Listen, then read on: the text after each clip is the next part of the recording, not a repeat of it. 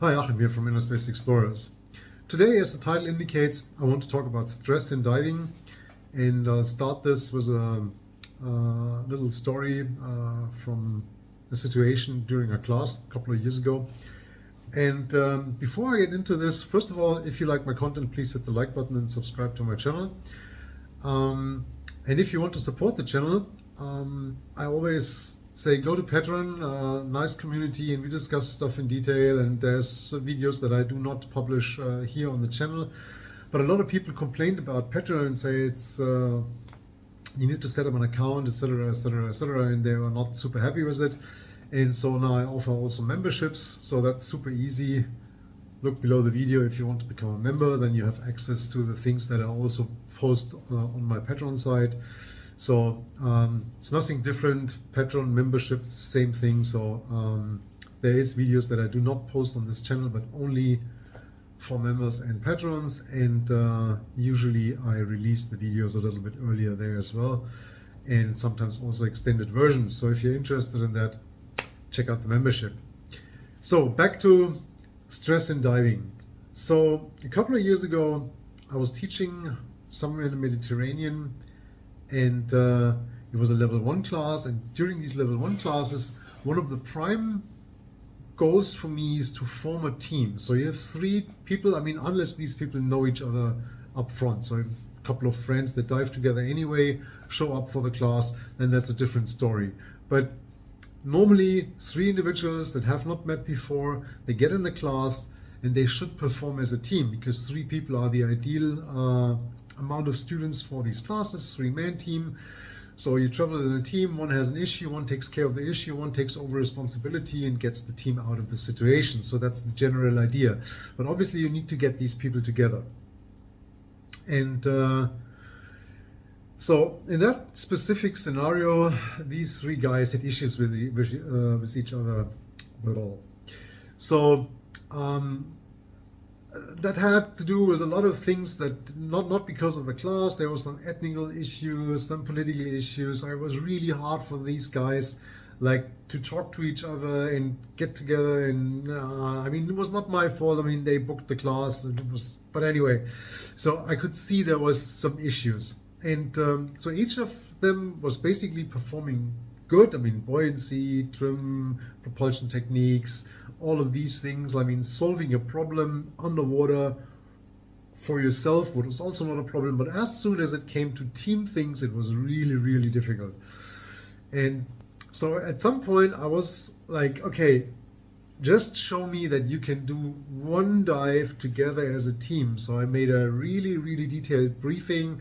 It's like, okay guys, so we're on the boat, we do this wreck dive.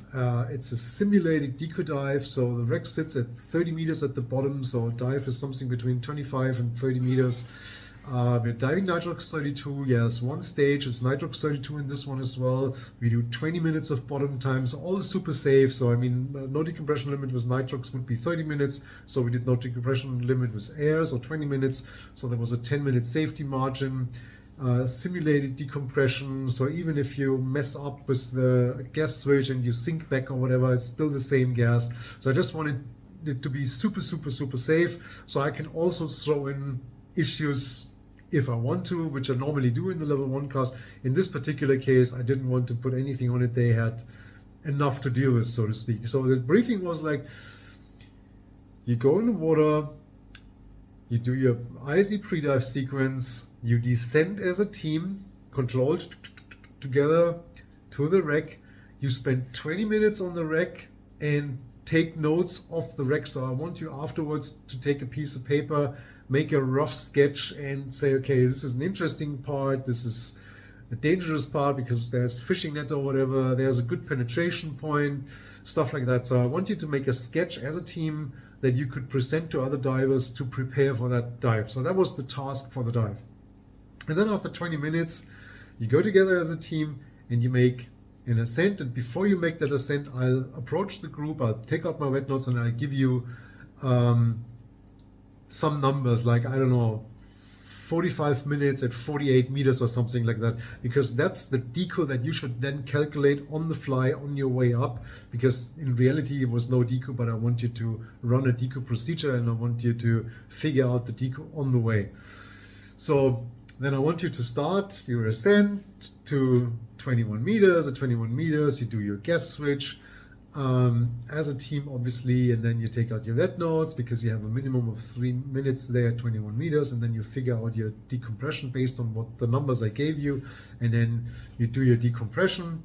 And so there's the team leader that runs the deco, and one guy that has the responsibility to watch out the team stays together, and you come up a little bit and you come down a little bit, stuff like that. So team effort, right? And so that was on the boat ride. So we arrived there, we anchored over the wreck, and then it started. The first guy jumped in, descended. The other guy started an argument about something, then jumped in, turned different directions and descended as well. One really slowly, one really fast. I was in the water, I was like, okay. So I could see this one guy already down at the wreck, the other one somewhere in the middle of the water column, the other one on top still fiddling around with his mask or something. And then after 20 minutes, somewhere on the wreck, I mean, everybody was somewhere else. I could never see all 3 people, so I was like at 20 meters just trying to have an overview. And then at some point I saw some guy like 20 minutes off the wreck just doing a blue water ascent and basically losing it and being up on the surface like straight. The other guy shot a SMB on the wreck and then started an ascent, and the other guy just basically went to the upline and did his own thing. So we got back. I was like, am I talking some weird language that you don't understand? Or I mean, what's the point? I mean, did you hear my breathing? And everybody was like, yeah. So what did I say? And none of these 3 people could repeat anything from that briefing. They were like, yeah, diving the wreck. I was like, yeah, but I mean, we were sitting together there as a group and I told you specifically what to do. They could not come up with this. None of them. It was really, really funny. So they were basically on a dive without any purpose, wondering what they're doing there, and then as they didn't like each other anyway, they somehow came up. So long story short, basically failed all these guys, and 2 of them actually came back later individually, taking a class with other people and managed, and the other guy I never heard again. Anyway, so the reason I'm telling you this story is because for me that's always was the prime example for people having real bad stress and messing up their dives. And when you talk to divers about stress in diving, then normally they come up with stress underwater. There was a video on this channel, like the spiral, how to avoid the spiral of death. Let's see if I can find it and put it somewhere here. And that's obviously stress caused by something underwater. Not feeling well, cold, fear of something, whatever. But that's not what I'm talking about. I'm talking about stress outside of the water that then affects your dive. And in fact, I think this is the case very often. And the more extreme the dive is, the more this can be a real issue. I mean, if you jump in somewhere in Florida, 8 meters of water, watching funny fish, I mean, you can still think about the meeting with your tax lawyer, and it will not really create an issue on the dive, most probably. But if we talk more technical diving, cave diving, deep wreck diving, whatever, decompression diving, and you're stressed out before the dive, you should be able to identify that, shut it off, and if you can't shut it off, don't dive. So the reason I came up with this video was a discussion I had last week in Florida with somebody, and it was pretty funny because he said that a lot of times he's distracted on dives and this and that, and then during that discussion we realized that there's a lot going on in his personal life at the moment. New job, issues in his relationship, it's this and that. I mean, it's not the point, but And then during this discussion, he also came up with that his diving sucks at the moment. He cannot enjoy the diving because he's like not focused. And it was so funny because he needed to talk with somebody and basically talk himself to the point where he realized, okay, maybe one thing's affecting the other. And I also hear a lot of people say, like, I have a lot of stress and I go diving to get off the stress. It's like my yoga session underwater or something like that. I like to do that. But you also have to be careful to find the balance. So sometimes this may work, and sometimes it may create the opposite. It actually may create more stress and more problems. So if I'm stressed out and I don't want to hear my cell phone for an hour and don't want to answer emails and don't want anybody to talk to me, I take my oxygen rebreather, or when you go, and go to a lake and just go for an hour on a 6-meter dive, oxygen rebreather, right? Watch some fish, or just basically don't think and look at anything. I'm just swimming along there. There's a pretty nice route that I usually like to take. I mean, now I'm basically living on a river. I sometimes just do a dive in the river, or I go on a kayak and go for an hour. And then it's not about watching beautiful nature. I just want to shut off and be in an environment that I like. And that's perfect. So, but I of course wouldn't do like a complex deep decompression wreck dive to 80 meters or something like that, because my mind would probably be not able to focus on that dive.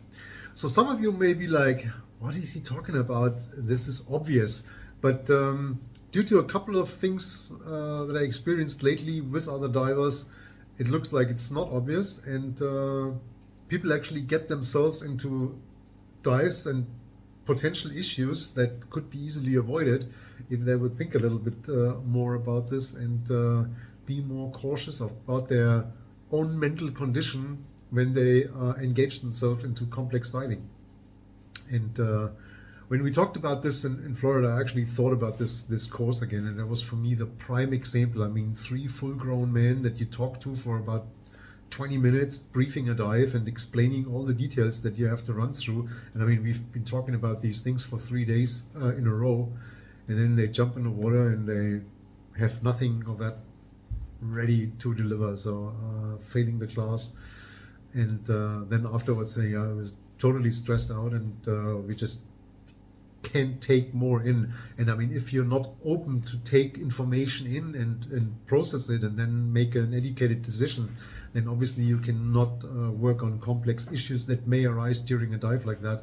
And not, I mean, if you cannot handle simple tasks like stay together as a team, make a proper descent, make a proper ascent, do a proper gas switch, I mean, how would you then be able to react on a potential issue like a messed up decompression plan, a bad entanglement, out of gas scenario, issues with a rebreather, stuff like that. So I hope that makes you think a little bit. If you have an experience like that, like you've been super stressed and you went for diving and so you made a stupid decision in your life and you want to tell us about it, put it in the comment section. I'm super happy about it. I'm also always open to take somebody in for an interview, chat about it. I have 2 of these offers here. Just have to see when I get these guys time-wise so we can set something up. And yeah, looking forward to read about this. And other than that, take care and I'll see you in the next video. Bye-bye.